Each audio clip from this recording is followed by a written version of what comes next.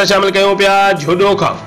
झुडो जे सहाफ़ीअ ते पुलिस तशद्दुद ऐं कूड़ो केस दाख़िल करण ख़िलाफ़ कलम धड़न इसहाक सागर भट्टी, सुरेश कुमार, डॉक्टर इरफान कोलाची, मलक अशरफ उर्स पितापी ऐं सिंधी हारी तहरीक जे अॻवान मुहब भील, अकबर रहमानी, बशीर रहमानी, शकील रायमू ऐं ॿियनि गॾिजी मीडिया सेंटर झुडो अॻियां एहतजाजी मुज़ाहिरो करे बदीन पुलिस ख़िलाफ़ नारेबाज़ी कई। उन मौके ते अॻवाननि चयो त सहाफ़ी अकरम जत ज़िले बदीन जे ॾेई थाणे जे हद बारे जो मोरीअ ते ॻोठाणनि ऐं बदीन पुलिस विच में शिकतान वारे इतलाह ते रिपोर्टिंग करण लाइ सरज़मीन ते पहुची मुतासिर ॻोठाणनि जी रिकॉर्डिंग कई पई त SHO ॾेई मेहार सठियो ऐं ॿियनि पुलिस एहलकारनि सहाफ़ीअ ते हमलो करे मोबाइल फोन ऐं मोटरसाइकिल फुरे बदतरीन तशद्दुद जो निशानो बणाए ज़ख़्मी करे छॾियो।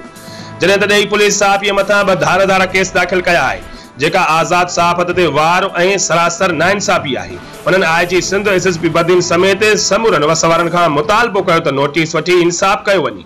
रिपोर्ट करण अब्दुल गफूर कोलाची, बे न्यूज़ झुडो।